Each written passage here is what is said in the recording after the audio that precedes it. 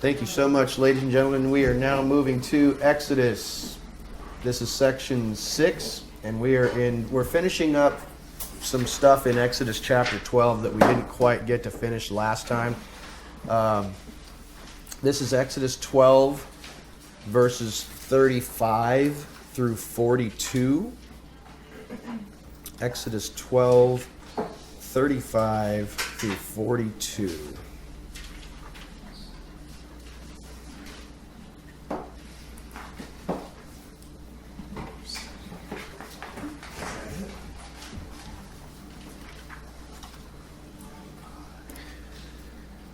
So the sons of Israel did according to the word of Moshe and requested from the Egyptians articles of silver and articles of gold and clothing.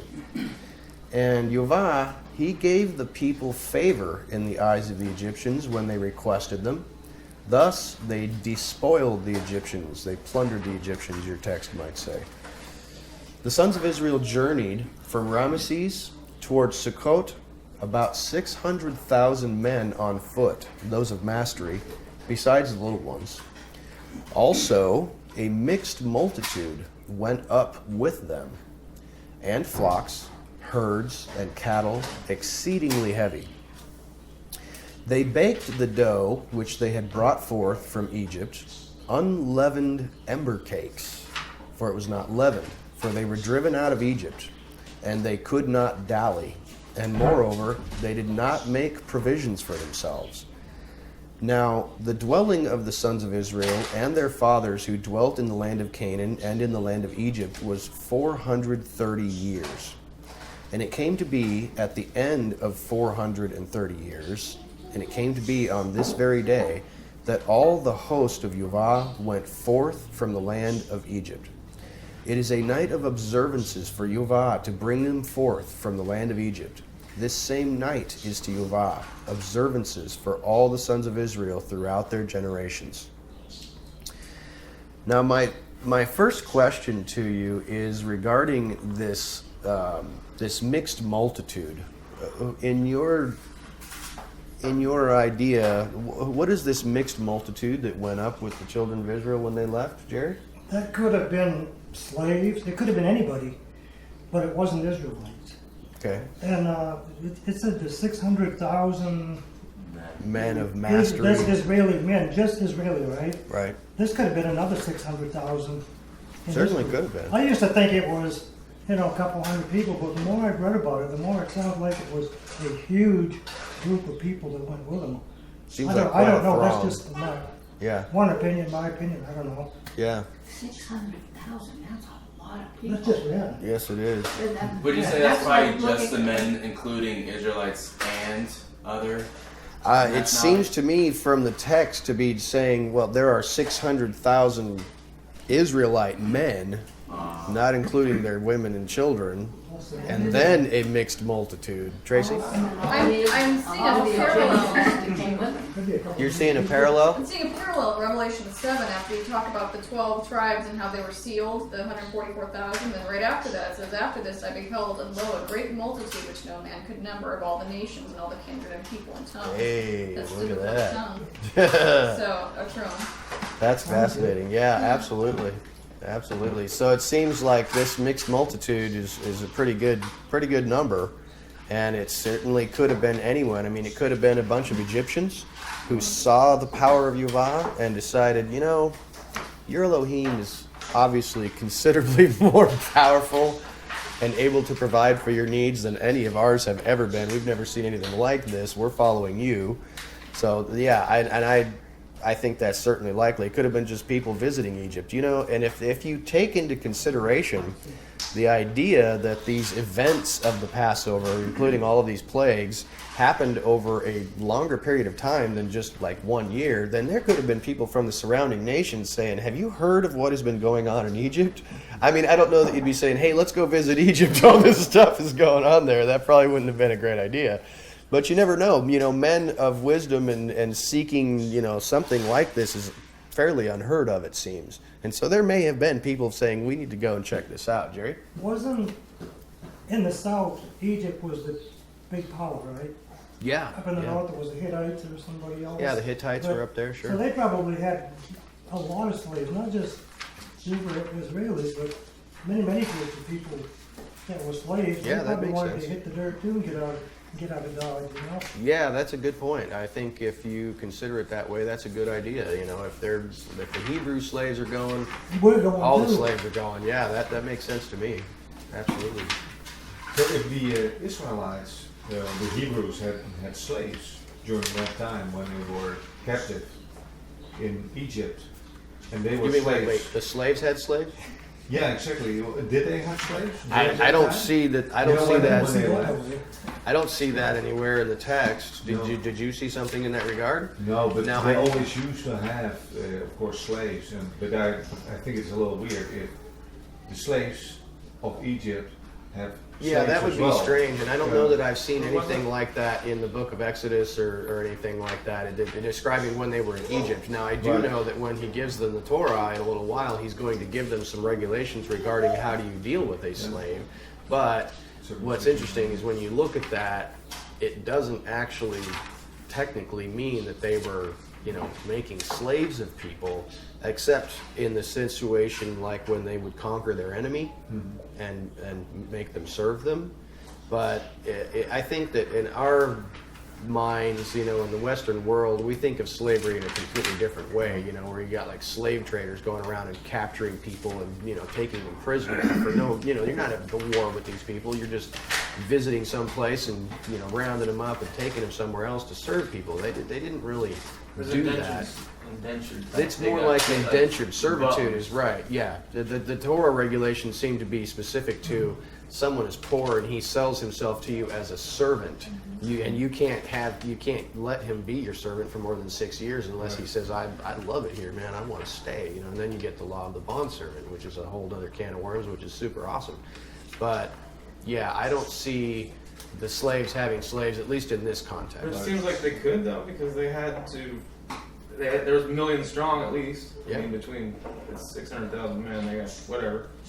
There's a lot of people there. They have a lot of. I mean, they're slaves, I guess, to the Egyptians, but they have a lot of processes and things that they need to do. Yeah, I think you see a So, hierarchy. it could There be. does seem to be, when you're talking about earlier on in the sections, we had, taskmasters, which appeared to be Hebrew.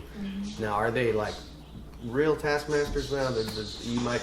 You might call them collaborators. I don't know, but what I'm saying is, I don't know that they owned slaves, but they might have been in a position of authority over a group of people, which is just placed there by the Egyptians. I'm not really sure. Tracy, did you have something? I was going to talk about the slave thing, but I don't want to go off topic. No, that's fine. Okay. Question. There's some debate in the community about this 430 years, and how do you reckon that? And what does it mean by on this very day? But that's what I was going to ask. Because from so far, it seems the Torah establishes that the people were in Egypt for 400 years, based on what Yahweh says to Abraham. And also, I kind of forgot about this section right here. But then you go look at Galatians, what Paul says, and it seems like another situation about, and like we talk about in Numbers, where he miscounted, or it's a different quote. And because Paul says that's from the time of Abraham, the time of Sinai, that's 430 years. Right. And so it's like, Yeah. I mean, guess if we should take I a had photo. questioned the 430 years as myself, and it's like from the time that Jacob and his children arrived there, it certainly didn't seem to be 430 years because Yeah. it goes through the generations of Aaron. I saw that genealogy chart that started right when they got there through to Moses, and that was literally appeared to be only 3 or 4 generations.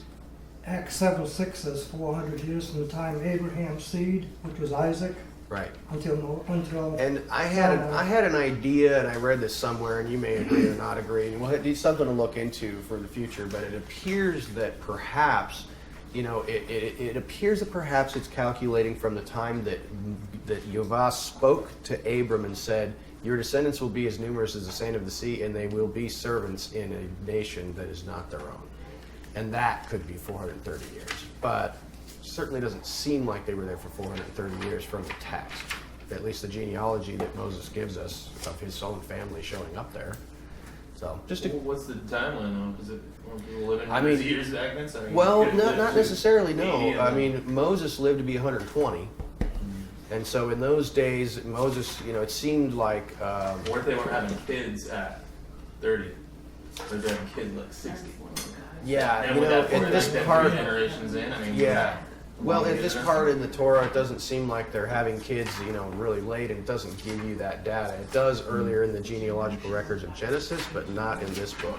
And so you don't really know. It doesn't tell you when they had children, but it does say who the children are and how many generations there were, and there were only like 3.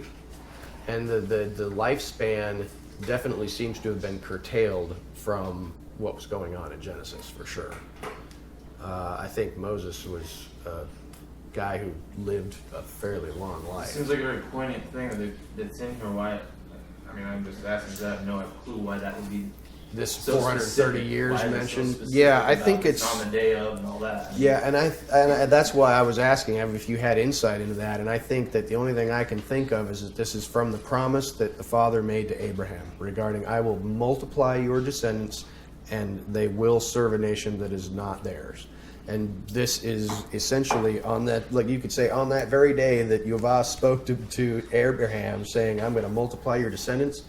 On that very day, here are 600,000 men, not counting women and children, leaving Egypt, just exactly as the Father spoke to Abraham. That makes the most sense to me, but I could be wrong. It's just, that's hypothetical on my part. So, considering that the Israelites knew, seemingly should have known, that they were going to be leaving Egypt for some time, how would you explain that they did not make provisions for themselves? Shouldn't they have? I mean, was this sudden? Was this a rather sudden thing that they couldn't make any provision for themselves? Does that seem odd to you? I think it's like right now. I think it's like people are preppers and some people aren't. I think some people probably have made provisions and other people just didn't know. I think you may be right. That was my feeling when I read this. Is boy, that just reminds me of today. It's like I believe many of us think we're at the end of the ages, and there are so many people who are not ready, have not made provision. And I'm not talking about necessarily food and water and ammo and a bug out bag. That's not necessarily what I'm talking about. I think it could potentially be that this is speaking something with a little bit more than just we didn't prepare enough bread for ourselves. So I have a note here. I don't know really if it's related, but back at the 400 year, and you were asking why is it so specific. But the note I had referenced was that this promise of the 400 years that was made to Abraham in Genesis comes right after the whole thing with Melchizedek. And that appears to be, I don't know what the time frame is, but they're eating bread, they're drinking wine. It almost looks like this bread, the body blood representation with Melchizedek, and then right after you have this covenant. And if that's the case, then it kind of fits the same time frame. Yeah, it's the fulfillment of the covenant. Absolutely. Good idea. Good idea. I'm going to move forward to Exodus 12:43 through 50. Now Yehovah said to Moses and to Aaron, "This is the statute of the Passover. Any son of a foreigner, he shall not eat of it. Yet any man's servant that is purchased with silver, when you have circumcised him, then he may eat of it. A settler or a hireling, he may not eat of it. In one house shall it be eaten. You shall not bring forth any of the flesh from the house to the outside, and a bone in it you shall not break. The whole congregation of the sons of Israel shall do it. In case a sojourner is sojourning with you and makes a Passover to Yehovah, every male of his is to be circumcised, and then he may draw near to make it, and he will become as a native of the land. Yet anyone uncircumcised, he shall not eat of it. One law shall there be for both the native and the sojourner, sojourning in your midst." And all the sons of Israel did so. Just as Yehovah had instructed Moses and Aaron, thus they did. It came to be on this very day when Yehovah brought forth the sons of Israel from the land of Egypt with their hosts.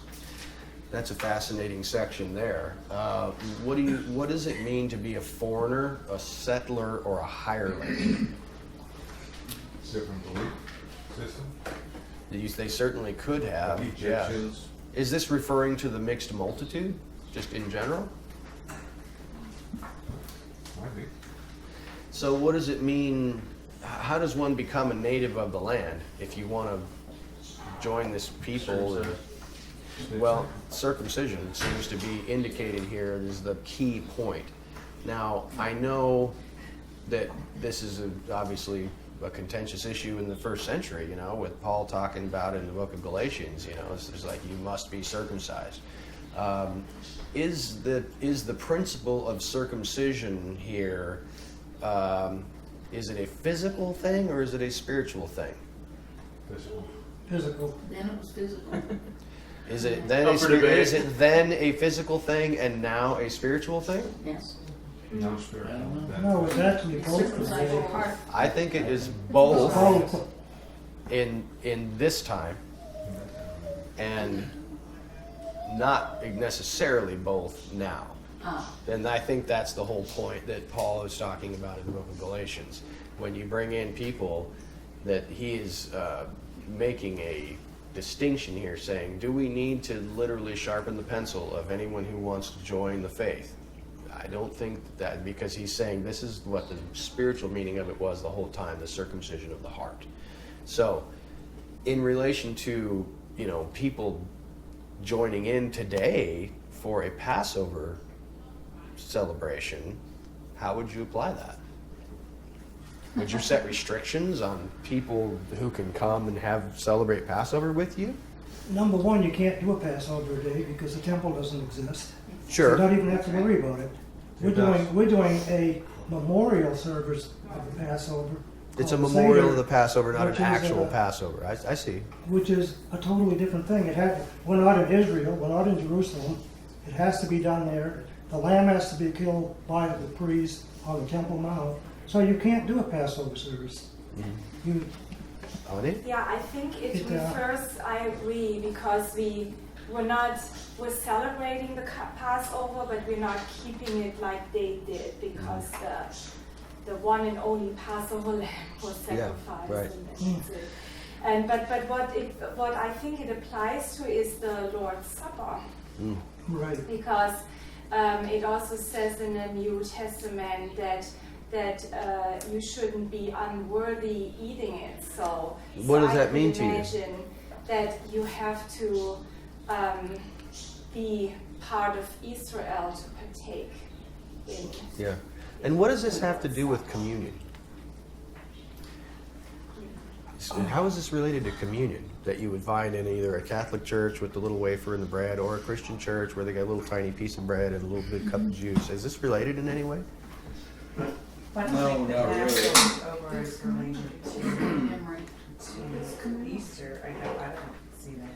No, I think you're right. I don't It's think it's totally- connected at all. Yeah. This is, I believe, Passover is celebrating, them leaving and getting out of Egypt, but Easter is celebrating a very important thing, which is his resurrection. So, Well, his resurrection would have been on the Feast of First Fruits.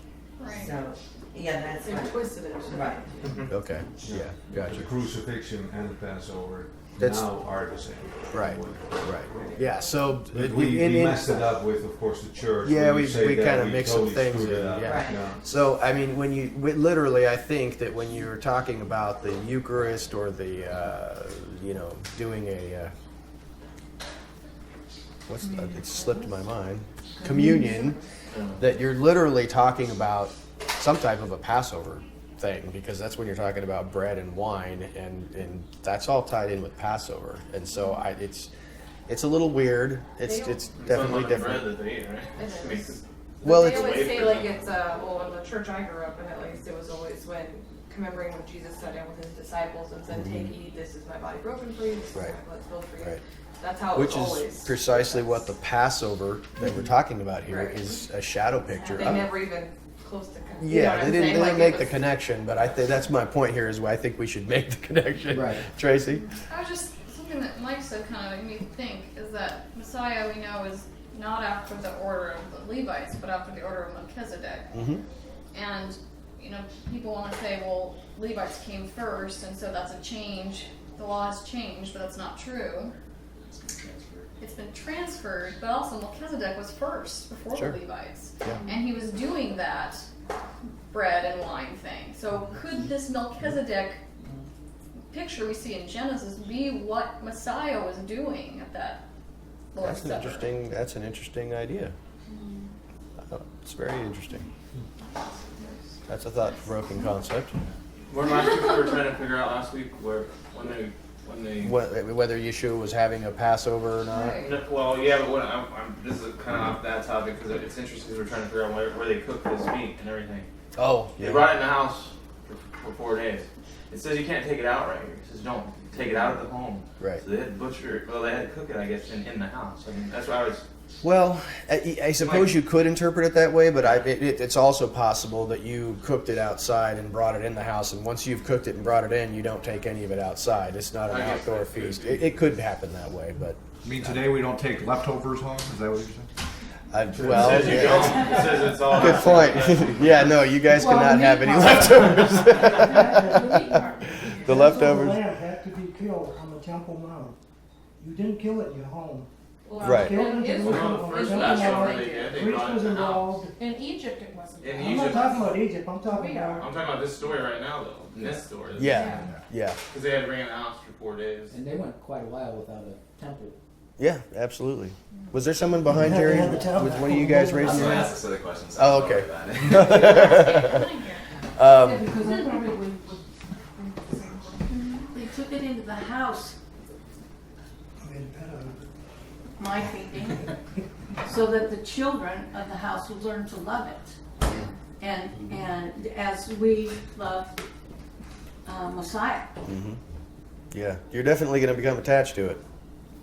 I mean, Yeah. have you guys spent any time around little lambkins? Sure. I have. They're Well, cute this as a is button, now man. they start getting a little bit feisty. Yeah, they get a little feisty. They are adorable. And yeah, I think it And would it's be very hard, but the very children difficult then to- learned. yeah, very difficult to hang out with a baby lambkin for a couple days and then have to kill it and eat it. Yeah, that would be challenging. That would definitely be challenging. So, looking back over all of these judgments and signs and plagues, could we accurately ascribe the purpose of these events to lead to repentance? Do these plagues and judgments happening in Egypt lead to repentance? In a sense it does, because that's what repentance is the turning around and going the other way, and that's what God wanted Pharaoh to do, was to give up. To find out he's wrong and let him go. Yeah. So isn't that what repentance is? Yes, So all these things are bringing people to the point where they're gonna say, okay, I give up. Right. This So is on the what- part of the Egyptians, yes, they Yes. need to repent. But what would the purpose of these judgments and signs and plagues be for the Israelites? Bring them closer, because they didn't believe before the plagues. They did seem to have lacked a certain belief, Yeah, and they were even Moses beat said down it. in spirit. Yeah. But And it of also course, seems like it galvanized them with God because he kind of stuck up for him. And he kind of beat him up. He beat Pharaoh up because he hurt him, and then he yanked him back, slapped him around again, pulled him back again, hardened his heart. Let's do this again. So everybody see this? Yeah. Take all their stuff now. It's all yours. I mean, it seems like he kind of. I mean, that's what it seems to me. well, and you know There's got to be that's something to that. that's interesting, Kathleen. There, Yeah. it appeared to me that when Moses first went down and to talk to Pharaoh, Pharaoh had a bunch of magicians around. Sure. Okay, and so Moses took his stick and tossed it down and became a snake, and the other guys threw theirs down and they became snakes. Mm-hmm. Okay, so now we're talking about a period in time Snakes. where there were things going on that we don't have any concept of now. Sure. Honestly, in 73 years, I never met one person who could throw down a stick and it turned into a snake. Because if they had, I would have remembered. Or I must have been very drunk, and I don't drink. Moses, they take all So, theirs. yeah. Yeah. But the point is that we are in a different kind of a world now, set aside preparing now for the trouble of our own, trying to decide how do we look at this stuff Yeah. when we have no real, we have to go back almost and put ourselves in their place to have a point of reference that makes sense. Right. Because quite honestly, they had a supernatural view. Mm-hmm. Those guys didn't just do that snake thing one time. Mm-hmm. You know, they were out there, and when Yahuwah cast onto Moses the job of taking care of this and said, I'll take care of you. He didn't exactly say that, but you know what I mean? Yeah. Then it became much more than what their magicians could do. Yeah. Because he had to get the attention, and I mean, he got the attention 10 times. Yeah. Absolutely. And then he drowned the guys.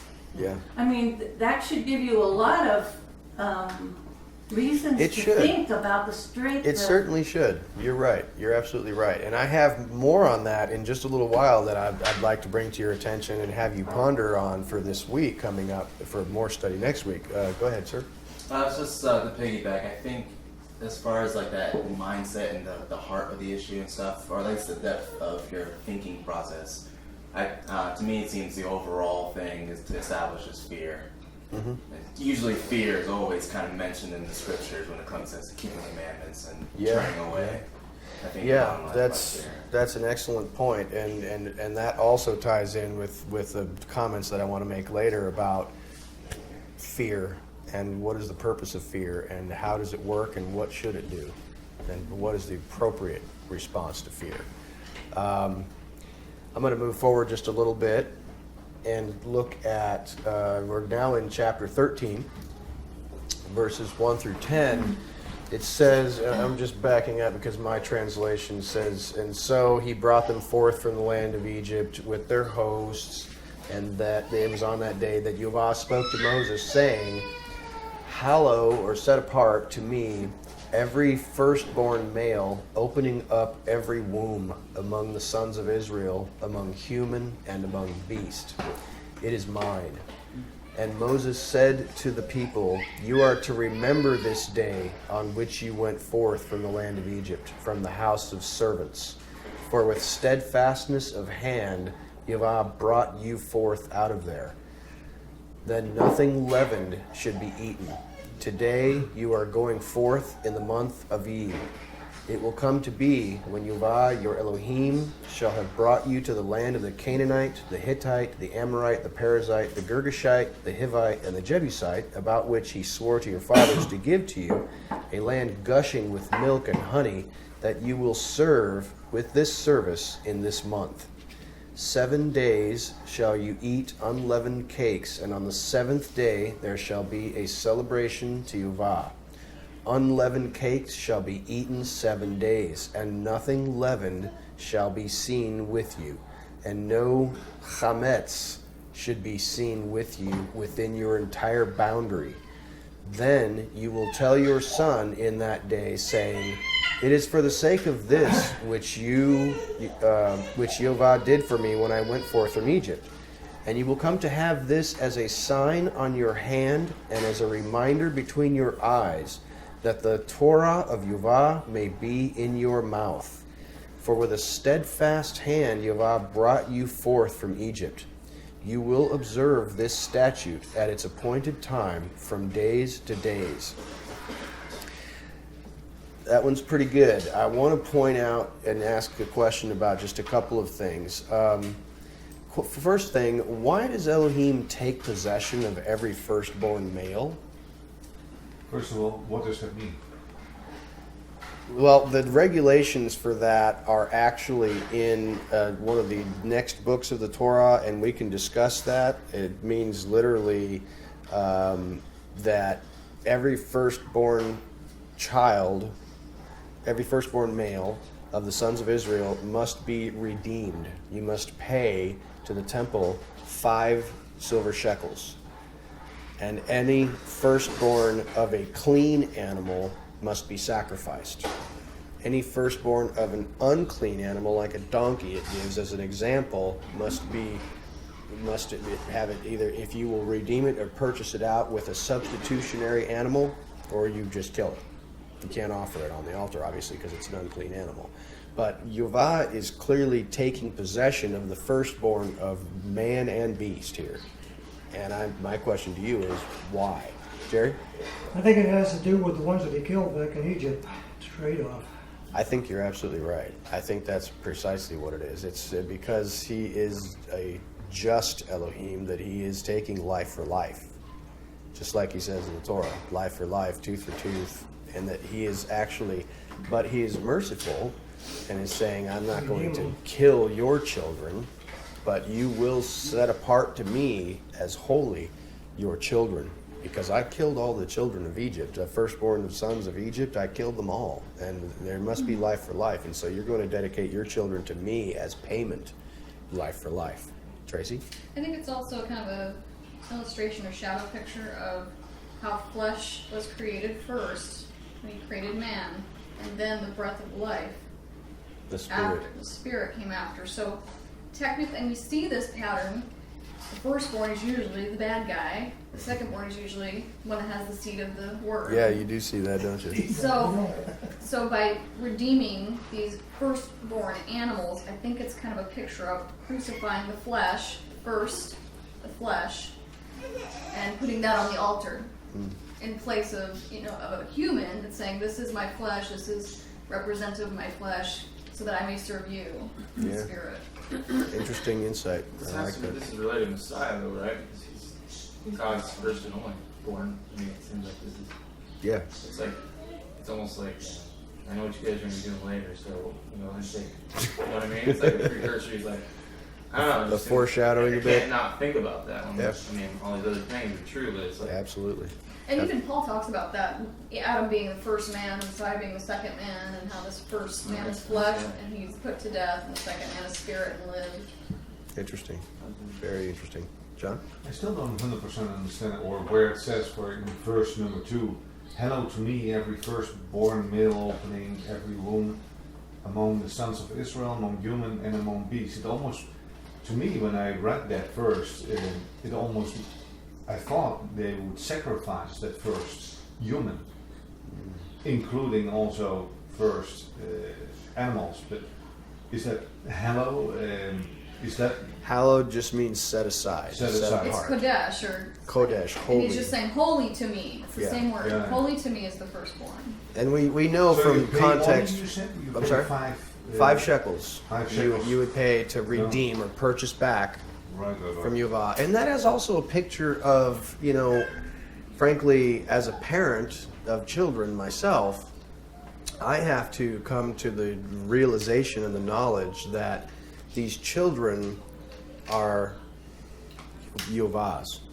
He has entrusted them into my care, and I am not responsible or even have the power to affect the outcome. I can have a lot of influence, don't get me wrong, but I have to trust him with them because they are his children. I have been entrusted to raise them, just like the lamb that was taken into my house for 3 days. I got to take care of it. Now, I'm obviously not sacrificing them, but I have to sacrifice them in a sense to Yuvah and say, I realize that these children are not mine. They're actually yours. You've given them to me for me to care for them, but ultimately they're yours. And I think that's the same type of idea. This is man and livestock. What is chametz? What? What is chametz? Isn't that leaven? Leaven? Yeast? Is it Sin? yeast? Tracy and I had a discussion this more week than about.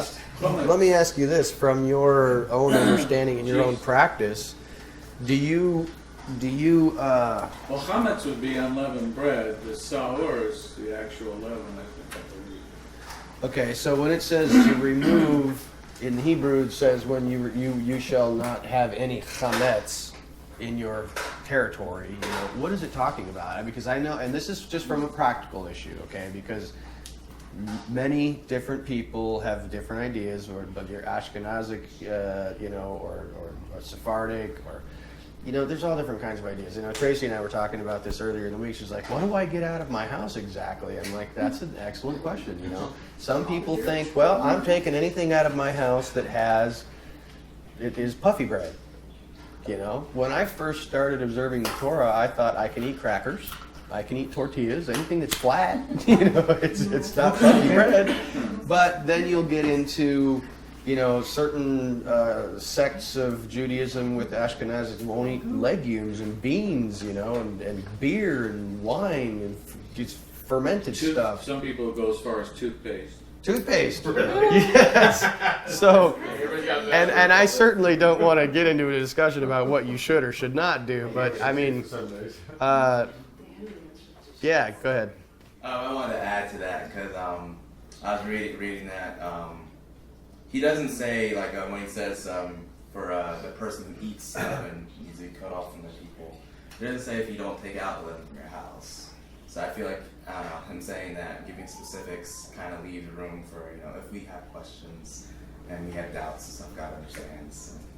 And, that's about the heart of it. At the heart of the issue is really not about, practically, yes. I think that as a practical issue, you might say, you can very easily say, well, the leaven is a representation of sin. And we all understand that because the Brit Hadashah, the New Covenant, teaches us that this is a picture of what they were talking about back then, is that leavening is sin. It's puffing up. It's pride. It's that type of thing. But does that mean, then, that we don't need to worry about unleavened bread at the Feast of Unleavened Bread? Well, I certainly wouldn't think so. I mean, we can, like wearing tzitzit, for example. Well, we don't really need to wear tzitzit because we now have the Torah written on our hearts, and we know that was it was a shadow picture. Well, that'd be kind of like saying, I have a wife, and I have wedding pictures. I don't really need the wedding pictures. I can burn them and throw them out because I actually have my wife. Why would I need wedding pictures? Do you see where I'm going with this? You want to throw something in there, buddy? Go ahead. But doesn't the scripture say, it does say to remove the leaven from your house, right? Yes, it does. And it says those who don't shall be cut off from the sons of Israel. Mm-hmm. And those who are not part of Israel before, through Messiah, have been brought into the covenants of promise and so forth, into the commonwealth of Israel. So there's something literal, I believe. About that's my point, is that I don't think we can just spiritualize everything and say, it's all spiritual now, and ignore the literal commandment. Robert? Yeah, it's interesting that this is a topic of conversation between a lot of people, right? But what you guys just talked about when you said, well, the Passover is a memorialization, right? Yeah. Oh, we don't have to do it anymore, right? But now we do.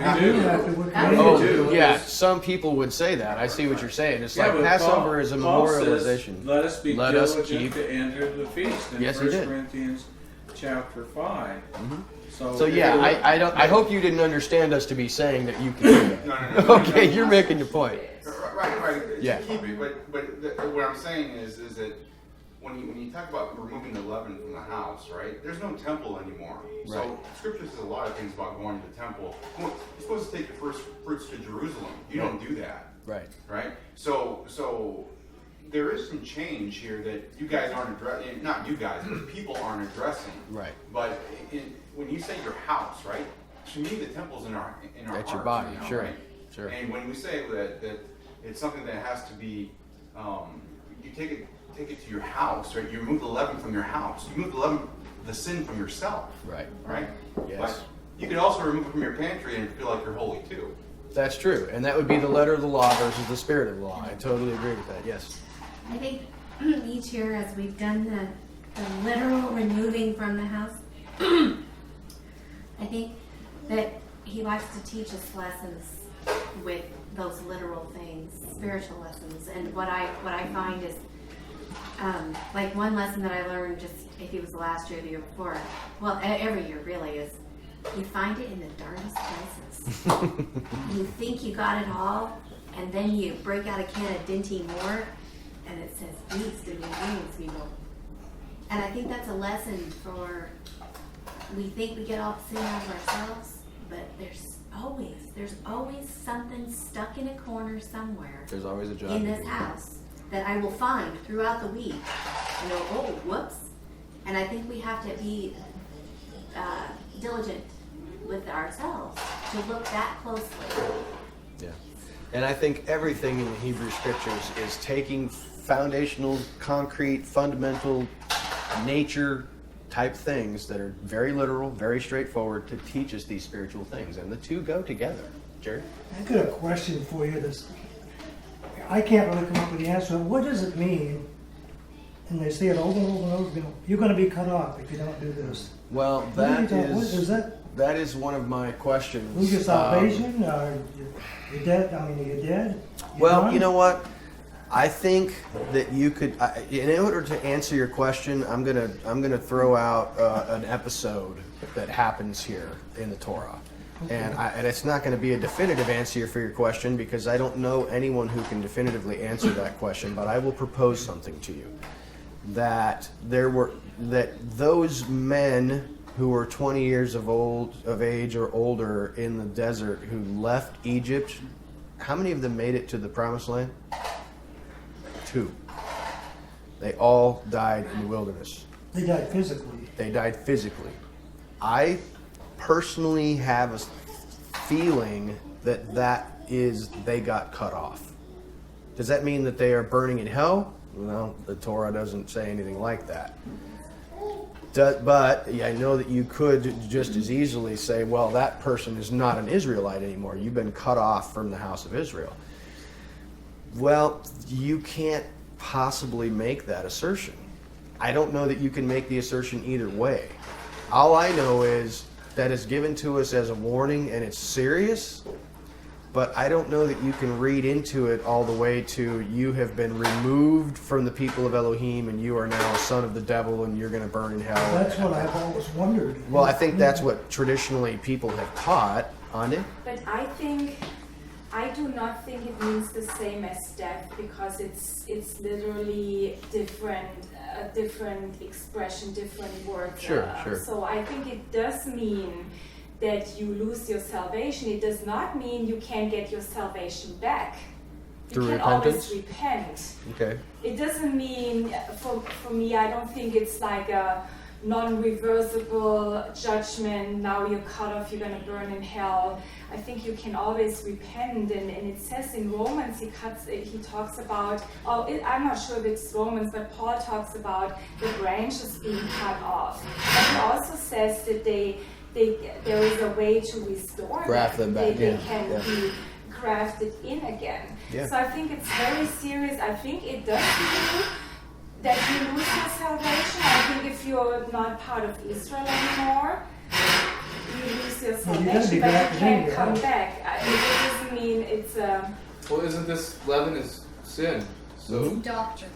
but it's a statement to say that if you choose to sin, and like she's saying, not repent, to eat leaven, to partake in it and enjoy it. When he's telling you not to, so don't sin.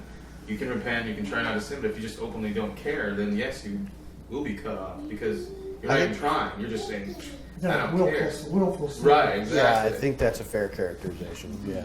Because Paul also says it, that in Hebrews it's talking about that if Hebrews 10. yeah, It is. that if you Crucify crucify Messiah him a second time. second time, in other words, Yeah. he doesn't have to die every time that a person comes to the Lord. Sure. But it also is intending that he doesn't have to be accepted several times because the Father has us in his hand. Right. And nobody can pluck you out. It doesn't mean you're stuck in your salvation. It means if you get to that point in your desires and Yeah. your attitude, Some then maybe people. you really were not there. Yeah, and I think that some people can, and we certainly in the Christian church for a long, long time have gotten wrapped around the axle about whether I'm saved or not and whether I can lose my salvation or not and blah, blah, blah, blah, blah. You know, the point here I think is this. We need to be conscientious about it. This is not something that you want to be complacent about and say, I was called to the altar when I was 12 and I spoke the words and I'm good to go. I think that's a dangerous precedent. and I can now do whatever I want, behave however I want. I was saved when I was 12 and I'm good to go. I think that is a dangerous precedent to set. However, it's also dangerous to say, well, you must do thus and such or you will be cut off. That's really, you're walking a real tightrope there. I think the point is that we look at the Hebrew roots, meaning, emunah, the faithfulness. Not just I believe something, but I am faithful to it. You keep going in it. And we're always exhorted to keep moving forward, keep going in it. Don't give up. That, I think, is the key point there. Working out your salvation. Working out your salvation with fear and trembling. Yes, absolutely. Well, like what Ange was saying, like she says you learned this lesson, you blinded her. What I was thinking the whole time when you were saying that, because I'm thinking about 11 and... 7 going to hell. No. 7 going to No, hell. but I think one of the lessons could be that there is no way to really get it all out. There's always going to be sin if you look for it. It's always going to be. It's part of our journey here. Yes. We can't learn without it. Right. At the same time, we need to try to get rid of it. And every year you have kind of a little modification of your realization of what Right. exactly it is. Growth. Yeah. No pain, no gain. You have to Yeah, go and through it's that. continuous. But If you have you to reach the point, then But you have to identify it too. Yes. The only way to identify what is sinful or what's not is By reading this in the word. book. Yeah. Yeah. And I think that goes right back to our thing of searching the leaven out of your home. And that is... I think he's training you to examine things closely. Yeah, absolutely. And I think that let it be that for you as you are, to whatever extent, removing leaven from your home. Think about what it really means and don't just remove leaven from your home. Let it be a time of introspection. I think that's the whole point, is that this is a week of introspection and appreciation for the Messiah who was sacrificed as a Passover lamb to take away our sins, and that we now have a responsibility to continue to eat of that flesh, of that lamb. His blood on our hearts covers us, takes away our sin, but we must eat his flesh and continue to walk in his paths that we read from his book. We got to keep going. We got to move forward. We can't become complacent. So, question. How is the Passover observance characterized here like a sign on your hand and a reminder between your eyes? What do you think that's all about? Sounds like The little box I used to The wear. little hands phylacteries. reaction. Is this literally phylacteries and, what would Jesus do? Bracelets? Is that what we're talking about Your here? actions and your I don't words. know, sometimes I put verses on the refrigerator that I'm trying to really get into my heart or And I the think mirror that's in the great. bathroom, but I don't think that's necessarily saying that everybody has to. No. But what do you think is the symbolism of something having to do with your hand, and what is between your eyes? Brain. Your brain. Where you're- No. So what is this symbolizing? your Don't be a eyes smarty pants. also are there. What you said, it's about sin, I believe. You reach with your hand to do sin. I agree with that. With your eyes, remember, like in the garden, she saw. She saw that it was good looking. Yeah, and she lusted for her, and then Yep. and the man followed. So, and I totally agree with The that. lust of the lust of the flesh, the lust of the eyes, and the pride of life. Yep.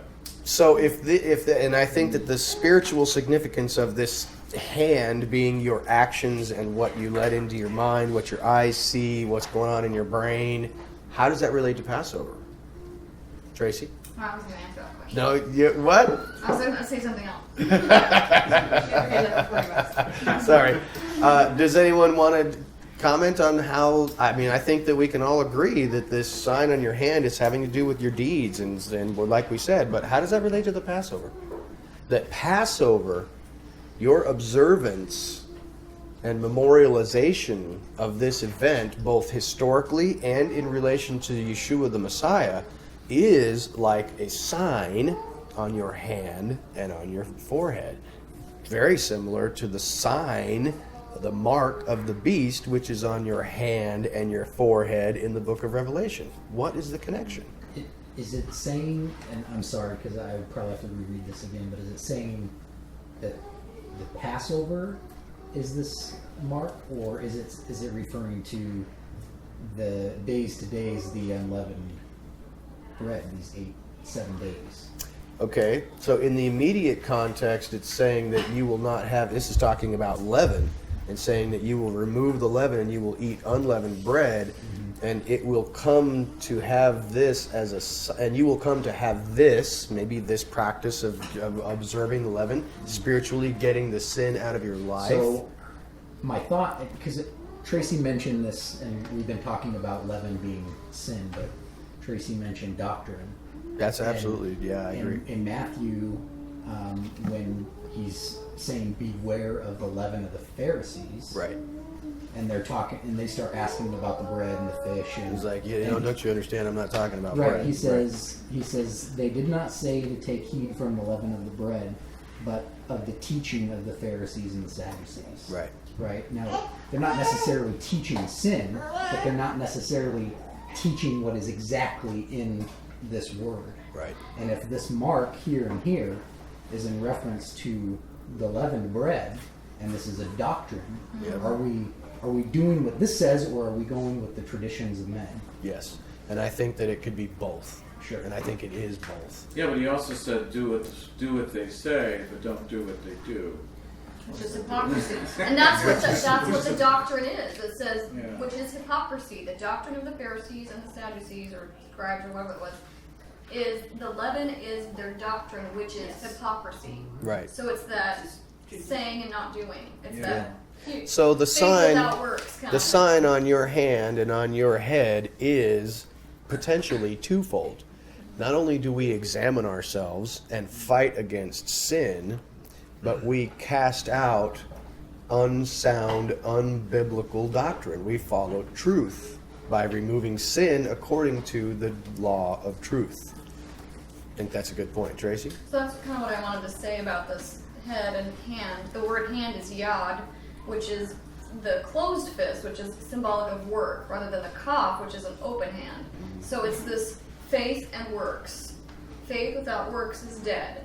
So if that sign in both places for you, that's going to be a remembrance for me. I like your idea, and that ties really nicely with James, talking about faith and works. And Yeah, but works Martin and faith. Luther wanted to throw that book out. Yes, he did. Yes, he did. Crazy Germans. Sorry, Anna.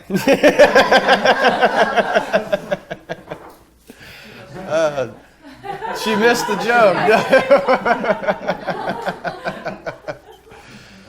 Oh, that's funny. Did someone raise their hand, Jerry? I think one of the things that Tracy talked about was it's in Matthew, and we're talking about Moses' seat. When the Pharisee was sitting in Moses' seat, Christ said, do what they say, because all they could say was they could read Moses. Yes, They had to read actually. the right thing. Yeah. When they got out of that seat, then they would tell you, do this, do that. So it says, do what they say.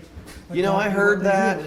I heard that, and I liked that idea. I heard that at the same place. And I don't know how many of you have heard that before. Yeah, if you're not familiar with that, the whole idea was that Nehemiah Gordon had done some research into some of the ancient copies of the book of Matthew and had apparently discovered in certain of the translations that it does not say what they say do, it's what he says do. When they are sitting in the seat of Moses, they are teaching you what Moses says. Therefore, whatever he says, do. Not what they say. Is Nehemiah Gordon a believer now? No. Because he certainly wasn't years No, ago. no, he's not. Not as far as I know, unless something has changed. Yeah. He's a Karaite, yeah. Yeah, he's a Karaite, And but he messed I'm around with not. all the little dots and He's a stuff and Karaite. changed the meanings Yeah. of words. Now, I have actually done a little bit of research on that, and in some translations of the most ancient extant copies of the book of Matthew, sometimes the word is translated as he in the Greek, and sometimes it is translated as they. What about the Shem Tov text, which is the Hebrew text? Yeah, that's what I'm talking about, is that the earliest copies that we have in both Hebrew and Greek, it's not uniform across all of the texts. There's a lot of it. It's not Yeah, so that you can take that for what it's worth, but I think it's a good argument. I think it's a good point. I kind of like the way that works. I'm going to move forward a little bit to 13:11 through 16. Alan, can I ask a quick question? Yes, before you we- absolutely. Did we address the written on your hand and between your eyes? Did we answer that question that you asked? What does that? I guess maybe I should. Maybe I don't know. Maybe I'll. What does that mean? Because the Jews, they do tefillin. Oh between their yeah, eyes right. and Okay, so yeah, you're relating it to it being whether you can interpret that literally. Right. I mean, Yeah. is it, I mean. Well, I don't see anything in there that talks about a literal something on your hand or something between your eyes. Now, I know that our Jewish brethren have taken some of these commandments, like, the Torah would be written on your heart and, on your hand. And, well, they've taken it to the the tefillin and stuff, but they don't get open heart surgery and tattoo the Torah on their hearts. So, I mean, if you want to be consistent, maybe Yeah, but you should- that concept of being written on our hearts doesn't come till later. That doesn't come till, as far as I know, Yirmiyahu 31:31. It's mentioned in the circumcision of the heart in the Torah and around Deuteronomy 13. He says, "But later I shall circumcise your hearts." But So, Robert, to answer your question, I don't know. Do you feel like that? Well, no, I was just curious. Okay. Just curious. Yeah. So we didn't really get into like the literal thing. We were just talking about the spiritual application. But I don't see anything literally a mark on the hand or on the and forehead. that's taken from Deuteronomy 6:5. Right. Yeah, I was just curious because in some aspects we say we take the leaven out, we take it literal. Right. But in this one we don't. So. Yes, I see what you're saying. Well, And that seems Well, to be read what the New Paul is Testament, indicating says too, that we- we are the house in 1 Corinthians, I think it's 5. right. He seems to be indicating that you are the house, so purge out the leaven. Right. Your Passover lamb has been sacrificed, so purge out this leaven of whatever it is you talk about out of you. Yeah. Right. And see, the only reason that I wouldn't take this to a literal interpretation is because it says, "And you will come to have this as a sign on your hand." Well, eating unleavened bread, how can you make a sign out of that? I mean, it's like, how could you interpret that literally? It doesn't seem possible. But yeah, I hope that answers your question. No, I was just curious. Is there a relation also? I just have it in back of my head someplace. I read it that also the Sabbath is a sign. That is mentioned repeatedly. And you know what I read just a few days ago, and I read this passage a lot of times before, and this time it stood out, where the Sabbath is related to the Exodus in Deuteronomy 5:5 at the Ten Commandments. It says, because God delivered us from Egypt, therefore keep the Sabbath. And here I see the same. It says in the same passage where it talks about the sign that He delivered us from Egypt again. Yeah. So I wonder if that's all connected. The Sabbath I would is say a absolutely. sign, Yeah. I think absolutely. I mean, and as a matter of fact, I mean, this is noted as a sign. This is one of the rare ones that it is not talking about the Sabbath, because the Sabbath as a sign is all over the place. I mean, I could count at least 5 or 6 different times where the Sabbath is the sign of the agreement, just like there's a rainbow in the sky for the sign of the covenant that He made with Noah, that your observance of the Sabbath is a sign between you and Him. I think that the Sabbath observance is absolutely crucial. Yes, sir. And I think that's where chapter 13, the Pedah, the redemption, comes in. And there's a scripture in Numbers 3, chapter 3. It does talk about the very thing, that the concept of being bought. Yahweh destroyed all of the firstborn of Egypt, but He didn't destroy the firstborn of Israel. Right. Therefore, and then we can carry that. Yeah. Being redeemed goes to, do you not know that you are not your own? You were bought or redeemed with a price. The precious blood of a lamb. Precious blood of Yeshua. Yeah. And then it goes further into Revelation 14 where it talks about the 144,000 who were purchased or redeemed. All of us are the servants of Yah. Yeah. Send my people that they may serve me. Right. We're supposed to be servants of Yah. Absolutely. Absolutely. Thank you very much. Excellent insight. So moving forward just a little bit, we're in 13:11 through 16. It will come to be when Yahweh your Elohim shall bring you into the land of the Canaanite, just as he swore to you and to your fathers that he will give it to you. Then you will set apart for Yahweh every male opening up the womb. Every male opening up the womb and yearling of a beast which you shall come to have, the males shall be for Yahweh. Yet every male opening up a donkey shall you ransom with a flockling, and should not you ransom it, then you will break its neck. For every firstborn of a human among your sons you shall ransom. When it comes to be that your son is asking you tomorrow, saying, what does this mean? Then you will say to him, with a strong and steadfast hand Yahweh brought us forth from Egypt, the house of slavery.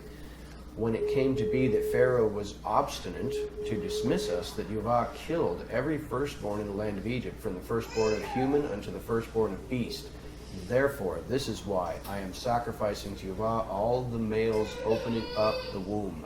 Yet I am ransoming, or purchasing back, or redeeming every firstborn of my sons. Now it comes to be as a sign on your hand and as a brow bands between your eyes. For with steadfastness of hand Yahweh brought us forth from Egypt. Notice that this is a total repeat of the interesting note about the firstborn being dedicated. And again, we have this becoming to be a sign between your hands and your forehead. Why do you think that this... I mean, I think that we probably nailed it down pretty well, but I think it bears repeating, just because the Father obviously thought it bore repeating, that this whole thing is repeated again, that you belong to me. You are my servants, and I brought you forth from the land of Egypt. All your base belongs to us. And this will be a sign between... What? I like your comment. All your base belong to. So this then becomes a sign between your hands, on your hand, and between your eyes. This again, my children belong to Yahweh. Everything about it is tied in with, you are my servants, just like Joseph said. You are my servants. Everything you have belongs to me. You serve me. You clean out sin. You observe my festivals. You observe my Shabbat. These things are signs between you and me. This is how my people behave. You know, if you have a son and you raise him up as well as you should, and you train him up, and he becomes a wicked son, and he decides to, I don't know, whatever it is, do drugs or kill people or rob and rape and murder, who knows, whatever. Is he a member of your family still?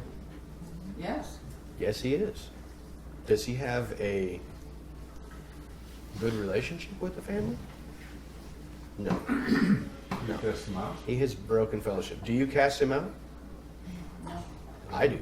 I don't know about you, but if my son wanted to live a life of destruction, I would absolutely cast him out, because I don't want to watch him destroy himself. How does that work with parents? You're supposed to always... I'm just throwing that out there because, I mean, frankly, I know that you're going to have children who rebel, and your children will always rebel, and that's absolutely the case.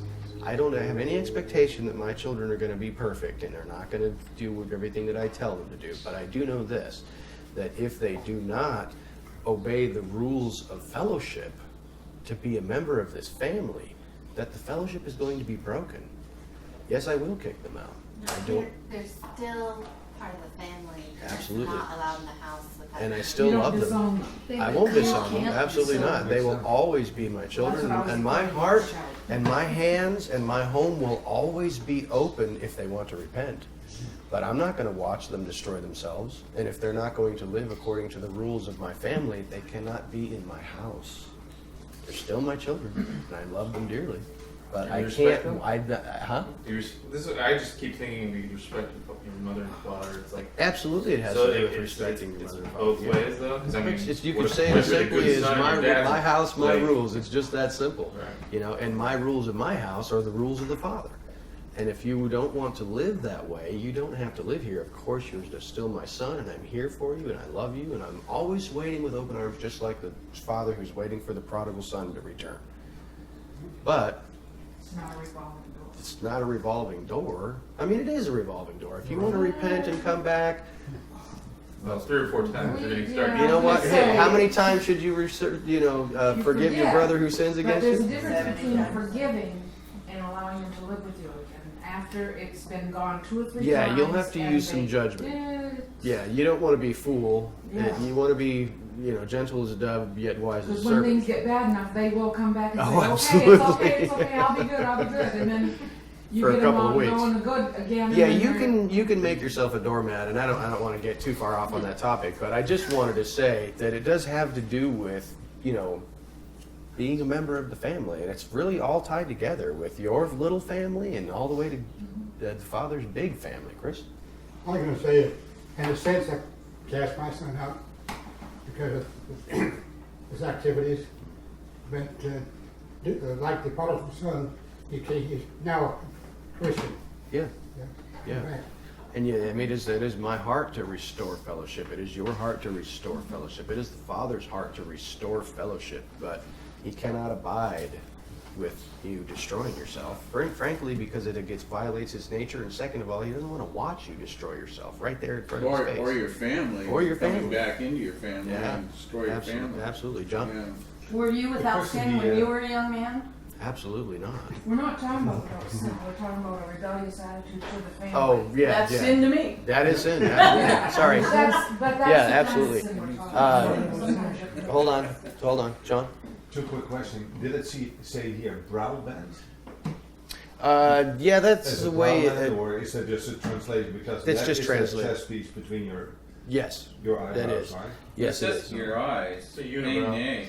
It's a unibrow. Yeah. No, that it actually does say, and that's a weird translation, brow bands, but it literally in this case is talking about something between your So eyes. it is. And so therefore, I would assume that is okay. where our Hebrew Right. brethren are getting the phylacteries Yeah. and such. Or And also, my second question. Sorry, hold on. okay, it's still. Oh, when you're That's on the concerned and first your eyes question. are. Sorry, who's going next? Joseph, go ahead. Because the word bane is used in the Hebrew here, it says bane enechan. Ene is, or ena is eye. Okay? But bane can be between or it can be at your eyes. Oh, okay. Either way. Interesting. Oh, okay. Interesting. Uh, So I Well, think one more question. Yeah, sorry, you had two Mind? questions. Go ahead. So Between certain the, things when they talk about Elohim, like yeah. you kill the first I mean, at- firstborn, not from humans of course, but from animals, Yeah. etc. Let's say you have some animals roaming around. Is that what they still do? Is that what the Jews do, or is that what the Messianic Jews do? Or You mean sacrificing animals? yeah, but in that perspective, Firstborn. taking it that literal, the firstborn, etc., etc. Oh. And if someone doesn't do something, for Yeah, That's no, why- well, that hasn't happened in 2,000 years, No. and so even the Jews don't do it that extreme. no. No. Was that Can a I bring- one-time can- thing? What's that? Was this firstborn thing a one-time thing when they? I would assume so. Yes. Because I thought it was part of the Torah. Which part? Those ingredients for obeying the law. To offer the firstborn as a sacrifice? Yes. Well, yeah, that certainly would have been for the temple and for the Mishkan, but as far as it hasn't happened for 2,000 years, so no Jew has been sacrificing animals for a long time. So, Joseph. There's a terrible thing that's really prevalent in society today. It's in England, it's in a lot of places, where it's being taught that Jews sacrifice the children of Arabs and so forth at I saw that, Passover yeah. and drink their blood and everything. And, Blood libel? This sounds, it sounds so ridiculous, that anyone, but yet it's being taught today. I just read it in an Israeli newspaper where there's a play going on at Yorktown University in England where it's called Seven Jews or something like that. And they're portraying this, that the Jews actually, this is what the Jews do. I just thought Strange. I'd throw that out because, Strange stuff. because yeah. of what's going on today. Yeah, absolutely. But to answer your question, John, no. I mean, the sacrifice of animals has not happened for 2,000 years. And That's all I can say about that. And now, of course, there's a whole theological discussion about the transfer of the priesthood to the Melchizedek order, and whether those things will be brought back in the millennium, which questionable, and we'd have to have a whole separate discussion about that. But Grace? So when they did that in Exodus, when God's talking about that, that is taking that firstborn animal to the priest to be sacrificed. Yes. And giving the money for the firstborn child To the priest. Right. Yeah. So it wasn't just that they just. Yeah, no, you weren't going to just take this firstborn sheep and take it out in the backyard and slaughter it and say, there you It go. had to do something to do with the support of the Aaron's descendants as the priests. Yeah, absolutely, because they were going to eat from that food. That is their provision to eat. Absolutely. Isn't that, I'm sorry, but you were just saying that they haven't sacrificed in thousands of years. I thought I came to a new understanding of sacrifice, and I thought it was weird that they're just like killing an animal, like voodoo. That was my picture of a sacrifice. I didn't realize what they were eating. So when you're saying they don't sacrifice, they haven't sacrificed in a couple thousand years, we're going to eat meat. It's been killed, slaughtered, and we're cooking it and eating it. Is that not what essentially biblical Oh, you mean talking about like sacrifice- us actually going to the butcher and getting some meat and cooking right, but it? I mean, what I'm saying is a sacrifice doesn't mean you just kill an animal, let it bleed out. Well, no, that's exactly what it means. Yeah. Right, but you eat it. It is consumed. Yes. And it's not. Right. But sacrifice, you could just kill it, let it bleed out, and throw it away. And that's why. No, that never happened. Well, right, but I'm saying you say they haven't sacrificed an animal in 2,000 years. They sacrifice animals all the time. Every time we eat a feast of any kind, there's sacrifice of animals. Okay, right? yeah, I see what you're saying.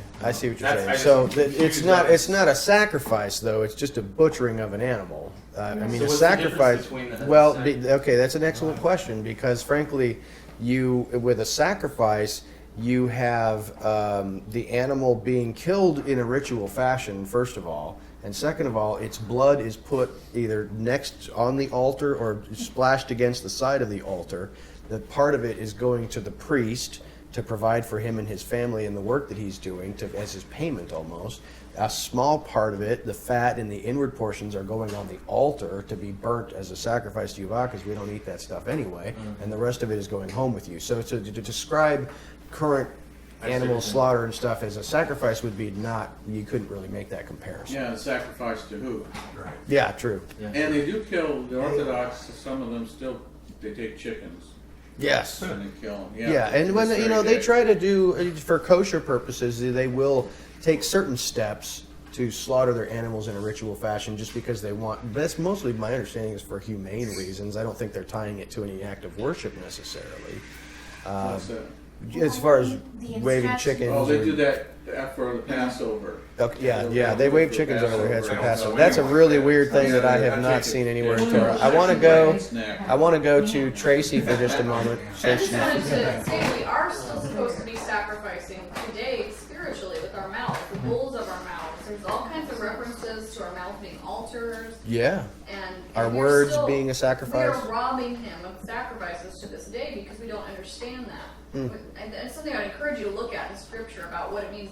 David talks about it. David talks about it quite a bit. Yeah, Yeah. about the sacrifice of the mountain. Daniel, when he was in Babylon, he still prayed at the times of the sacrifices, which Yes, is what I've absolutely. kind of incorporated, whether I'm doing it right or not. I'm just like trying to do 3 times a day, making sure that I'm praying. And is this some kind of sacrifice? I don't know, but that's the best I can do right now. And that's an excellent point. And I think that your sacrifice, that's what David said, in, I think I don't remember which psalm, but he's saying, the sacrifice of Yahweh is a broken spirit and a contrite heart. Right. And that, that is precisely why our Jewish brothers today pray 3 times a day, is because they're emulating Daniel and the sacrifice that was happening in the temple. They're like, okay, our temple is gone. Yahweh has judged us, and our enemies have come against us and wiped out our temple completely. Now, King David, our greatest king and the descendant of the Messiah, says that the sacrifice of Yahweh is a broken spirit, a contrite heart, and the praise of his lips is a sacrifice. So now that our temple is gone and we cannot offer sacrifices, we will pray and offer those sacrifices to our Father in heaven at the same exact times that we would have been offering animal sacrifices. And that is why you have the Siddur, the Jewish common book of prayer, because they are saying their prayers at that same time of the day that the animals would have been sacrificed. And I think that I think there is great value in that. Just like Tracy said, that she prays 3 times a day, just like Daniel did and just like they did in the temple. I think that's a great practice. Yes, ma'am. And it's also interesting that it says that they should do that when they shall be brought into the land of the Canaanites. That applied when they came into the promised land. Mm-hmm. So are we today, I've always wondered, are we in the promised land? I certainly Because hope not. certain things Well, apply only. Yes, we are. We were promised that we would be dispersed. In that sense, yes, we are exactly where we were promised we would be. Scattered across the face of the planet because of our disobedience, yes. So in that sense, we are the land of promise. But I think I take your meaning in that, we can and should sanctify to the Father and sacrifice wherever we are. Well, I think she's asking if certain things only apply when you're in the promised land as opposed to... Oh. But I'm always thinking, how does that apply today? And like Tracy said, well, the sacrifices, there is, today we're not sacrificing animals, but we sacrifice with our lips but what does it mean? Because it makes a distinction here in the text that certain things apply only in the promised land, and that's just one example. There's other things that applied only when they arrived at the promised land. So there is a distinction between things that had to be done when they were in the promised land. Right. And I totally take your meaning. How do we apply that? Yeah, I totally take your meaning, and I know that there is a lot of discussion in the Torah, amongst the rabbis about there being certain commandments in the Torah that are only applicable to the land of Israel, that you must only do that when you're in the land of Israel. And frankly, that has always struck me as that can't possibly be right. And I know it's true, but in a spiritual sense, if you want to spiritualize that, anything that you should be doing in the land of Israel, you should be doing on the whole earth, because the whole earth is Yahweh's. Now, yes, that you could say technically, well, that's only for the land of Israel, but I would never feel comfortable saying that. That instruction, and that's most of all what they use it for, is to say, and that's what some of our non-observant brethren would say, is that stuff is only for the Jews and only in the land of Israel. And I'm like, if it's good enough for the Jews, and if it's good enough for the land of Israel, it should be done by everyone, everywhere. Because everything belongs to Yahweh, and the whole earth is His. Wondering to see whether they're going to walk in His word or not. This is the test. Are you going to do my word? Are you going to do my law? Because if you're not going to get in here. Yes. And so I would say, technically you could say yes. According to the Torah instructions, there might be a few things that you're instructed to only do while you're in the land. But I don't think that you should limit yourself to that. I think that there's, if it's applicable, it's applicable. The point in time is just for whenever, wherever we are. Absolutely. That's what I would say. Feast, right? Yeah. Sabbath. Sure. Right? A sign Absolutely. between us, like we're here today, this is a sign. Yeah, absolutely. Absolutely. Did anyone else have any other comments on this before I move forward just a little bit? I think we're just about to wrap up here. Look at me go. So this is 13, 17 through 22. It came to be when Pharaoh had dismissed the people that Elohim did not guide them by the way of the land of the Philistines, though it was near. For Elohim said, lest the people should regret if they see war and return to Egypt. That is why Elohim caused the people to turn about in the wilderness road of the Sea of Weeds, or the Sea of Reeds. Deployed in 5 sections, the sons of Israel ascended or went up from the land of Egypt. And Moses took the bones of Joseph with him, for Joseph had adjured the sons of Israel, saying, Elohim shall commit it to you, that you will bring up my bones with you from this place. And when they journeyed from Sukkot and encamped at Etham on the fringe of the wilderness, then Yahweh was going before them by day in a column of cloud to guide them along the way, and by night in a column of fire to give light for them to go by day and night. The column of cloud by day and the column of fire by night did not remove from the presence of the people. Now, question, why did Elohim not take them straight? I mean, I'm sure you've seen the pictures and the maps, you know. I mean, if they're going from Egypt to the land of Israel, you can just go, you know, right there through the Gaza Strip, and that would literally only take you a couple of days. But instead, he sends them around, and I'm sure we've all seen, bless you, the Red Sea crossing, you know, how he sent them, taking them through Pi Haharot and then, you know, crossing the sea and wandering around in the Arabian Peninsula for a while. Why does it say that he brought them this way instead of going a direct route? There's war, right? There's only to see war. Yes, because the Philistines were in that land, and he's saying, what is he saying? That's my question to you. What is he concerned about? You're panicking, run back. Yeah, that's, I think, that. Or them becoming a part of it. What's that? Or him, them like, you know, taking on the traditions of the new people too, you know, keeping them Because separated. they're not ready. Yeah. They haven't inured themselves to that kind of stuff. Mike? I'm not too sure about the timing of all of this. As it talks about this and then into the next chapter about the Red Sea crossing and all of these events, is this about 3 days in at Etham? You know, that's an interesting question, and it goes to one of my other questions here is about that this light is giving them light to travel both by day and night.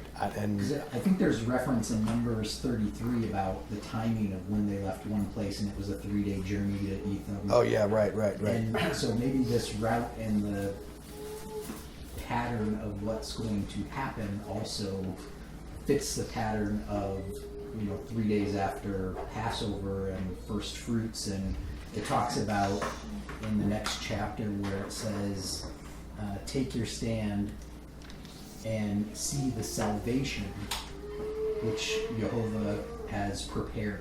Yes. We get this whole preparing thing Yeah, again. yeah, this whole thing has and been the Messiah saying, I go to prepare a place for you. right. You know, Right. So I kind of wonder if some of the reason for this is to fit the time and the pattern of what's going to be taking place. Yeah, absolutely. I think that's a good point. Excellent observation. Can I just throw one thing out about that? Yes, For yeah, go us ahead. to learn from it, it's kind of like when they see how difficult this walk is going to be, they're going to want to go back to where they were. And I think, They show that to be the case several and I think times. for us spiritually, I mean, I don't know about you guys, but this is not an easy walk. No. The narrow path is hard. Yeah. It's not broad and easy.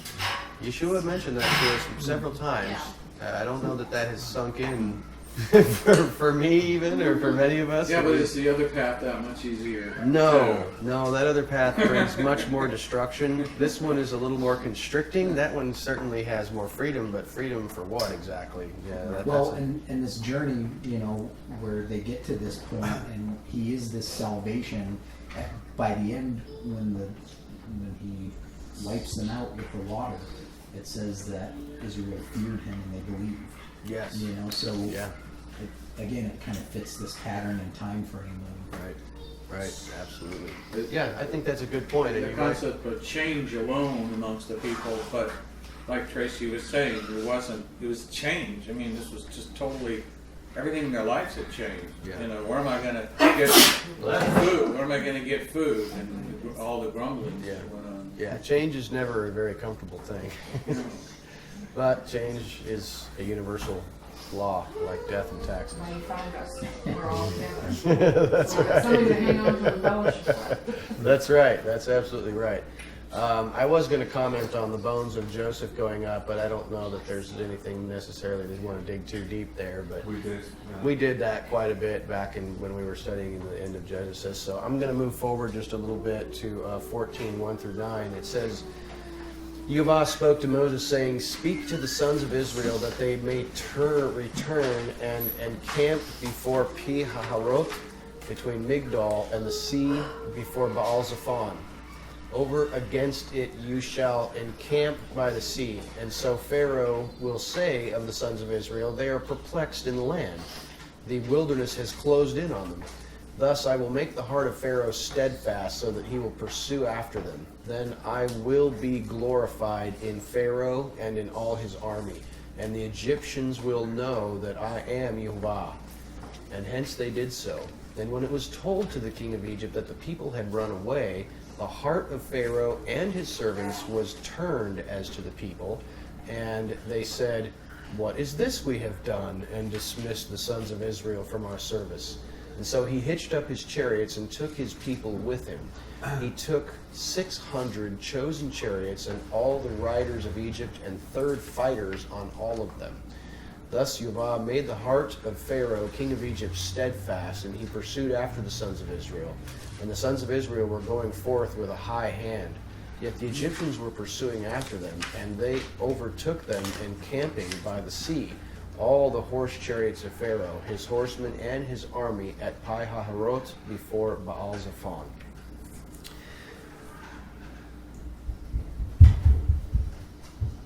Now this is, I don't know that I can pull out any real spiritual significance here. We've already discussed quite a bit about Pharaoh having his heart hardened. And, this is just one more time this Pharaoh's like a yo-yo, he's sucking him back in. You thought that he was done with Pharaoh, but now he's bringing him back for round 11.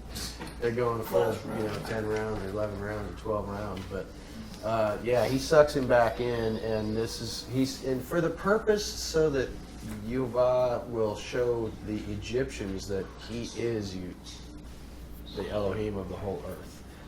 As though they hadn't learned that quite yet. Maybe they hadn't. I don't know. But he's determined that this is going to be a lesson that sticks.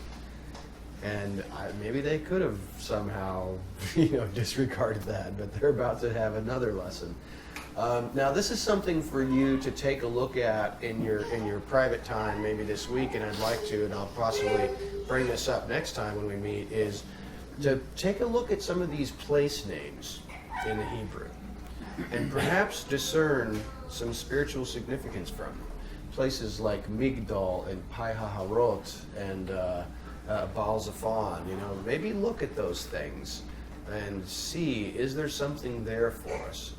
We don't have time today to kind of dig into that, but make a note for yourself to perhaps look at your Hebrew lexicon and look at these place name meanings and what they mean in Hebrew and see if there's something there, and I'll address that with you next time.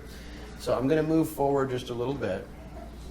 And note Exodus 14, 10 through 18 says, "So Pharaoh, he drew near, and then the sons of Israel lifted their eyes, and behold, the Egyptians were journeying after them. Now they became exceedingly fearful, and the sons of Israel cried to Jehovah. And they said to Moses, 'Is it for lack of graves in Egypt that you have taken us to die in this wilderness? What is this that you have done to us, bringing us forth from Egypt? Is not this the word which we spoke to you in Egypt, saying, Let us alone and let us serve the Egyptians? For it would be better for us to serve the Egyptians than for us to die in the wilderness.' And then Moses said to the people, 'Do not fear. Station yourselves and see the salvation of Jehovah, which he shall work for you today. For you see the Egyptians today, you shall not any more see them again unto the eon. Jehovah, he shall fight for you. As for you, you shall be silent.' And Jehovah said to Moses, 'Why are you crying out to me? Speak to the sons of Israel that they should journey. And you, raise your rod high and stretch out your hand over the sea and split it, that the sons of Israel may enter into the midst of the sea on dry ground. And I, behold me making the heart of the Egyptians steadfast, that they may enter after them. For I shall be glorified over Pharaoh and over all his army, over his chariots and over his horsemen. Then the Egyptians will know that I am Jehovah, when I am glorified over Pharaoh, over his chariots, and over his horsemen.'" So again, we have a hardening, and the purpose being, I will show everyone that I am Jehovah. And now to take note of the people's fear here. Now this is a natural thing. You are trying to escape, and you've got a military coming after you. This is a fearful proposition, and but just the principles that we can glean from this is something that I want to talked with you about next time, and as you read continuing into chapters 14 and 15, you're going to see that the people are continuously dealing with fear. And it is because of their testing, and that Yehovah is testing them to see what is in their hearts. And fear, I know of nothing like fear to show what is in your heart. Fear will reveal many things. It absolutely will reveal. And remember that the Bible tells us repeatedly that it has basically two statements to make regarding fear. You shall fear nothing, you shall fear Yehovah. It makes no other statements regarding fear that I'm aware of. You will do not fear anything, fear Yehovah. But fear is a powerful revealer. And so just pay attention to that as we're moving forward. And I believe that I just have one final section here that kind of wraps this up and ties up things so that we can take a look at these patterns and themes that are going to continue into these next chapters. So now here's something very interesting. It says, hence the messenger of the one, Elohim, who was going before the camp of Israel, journeyed and went behind them. Also the column of cloud journeyed from before them and stood behind them. Thus he, this messenger of the one, came to be between the camp of Egypt and the camp of Israel. Over there, the cloud and darkness, yet here is light, and lighted up the night. He lighted up the night. And so this one did not come near to that one all night. Then Moses stretched out his hand over the sea, and by a strong east wind all that night, Yehovah caused the sea to go. Thus he made in the sea a drained area where the waters were split apart. And then the sons of Israel entered into the midst of the sea on dry ground, and the waters were to them a wall on their right hand and on their left. Now the Egyptians pursued and entered after them, all the horses of Pharaoh, his chariots, and his horsemen, into the midst of the sea. It came to be in the morning watch that Yehovah gazed upon the camp of the Egyptians in the column of fire and cloud, that he discomfited or caused panic in the camp of Egypt. Then he clogged their chariot wheels and made them drive with difficulty. And the Egyptians said, let us flee from the face of Israel, for Yehovah, he fights for them against Egypt. And Yehovah said to Moses, stretch out your hand over the sea, that the waters may return on the Egyptians and on their chariots and the horsemen. And so Moses stretched out his hand over the sea, and the sea returned before morning to its perennial flow, while the Egyptians were fleeing to meet it. Thus Yehovah shook off the Egyptians in the midst of the sea, for the waters returned and covered the chariots and the horsemen, all the army of Pharaoh, which had been entering after them into the sea. Not even one of them remained. Yet the sons of Israel, they went on dry ground in the midst of the sea, and the waters were to them a wall on their right and on their left. Thus Yehovah saved Israel on that day from the hand of Egypt. Then Israel saw the Egyptians dead on the shore of the sea, and Israel discerned the great hand with which Yehovah had done this to Egypt. So the people feared Yehovah and believed in Yehovah and in his servant Moses. Note the comparison and contrast of the fear here. This messenger, who's the messenger? Yeshua. I think it's Yeshua. I think most people would think that's Yeshua. Notice, I want you to notice one interesting little tidbit. I'm going to wrap up here in just one sec. The pillar of fire and cloud was standing in the front of the camp of Israel, but then moved around to the back to separate the Israelites from the Egyptians. And on one side, it was bright and light, and on the other side, it was darkness. That is very unusual indeed. This reminds me also of the fire within the ice. And I noticed something when I was reading back through some of the stuff this week. Is that during that fire with the flaming hails, period, Yehovah described himself in a way which to my knowledge and my research this week has not ever been repeated. It actually says Yehovah Elohim. right next to each other. And that exact phrasing is not used anywhere else in the Torah. That you will see Yuvah, your Elohim, or Yuvah, he is Elohim, but this is a particularly weird phrasing that is nowhere repeated. Yuvah, the Yud-He, Vav-He, Elohim. Check into that. I'd have to go back to it, but it's right next to in the plague of hail. Oh, okay. So check that out. It's very interesting, and I think, and I looked into this, and I looked what some of the rabbinics have said, and you know they say that when you see the word Yuvah, Yud-He, Vav-He, that it is speaking about the character of his mercy, and when you are looking at Elohim, they relate that to his justice. And so, who can balance justice and mercy? Only the Father can. I don't know that a human is able to balance justice and mercy very well. It's a very difficult task to be merciful and have justice at the same time, but the Father does it. And here you have the flaming fire and with the hail. These things do not combine. They don't mix together. And you've got darkness on one side and light on the other of a cloud.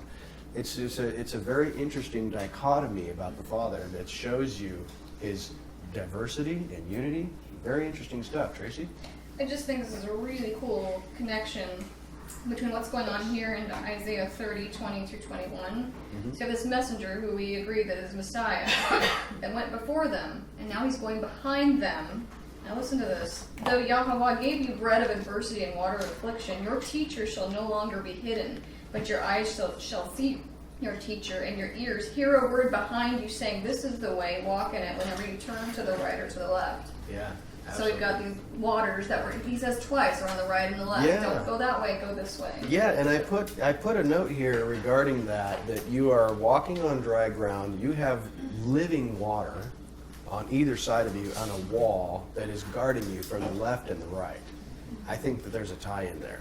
I think there really is. So I'm going to wrap it up right here. I just want you to as you're reading these next two chapters, to watch for the fear reaction of the people and what they actually do and what they say and how the Father especially reacts to their fear. Watch that especially. Look at how they're tested, how they respond, and how the Father responds to their testing. I think you'll see something interesting there. Let me pray and we'll wrap this up.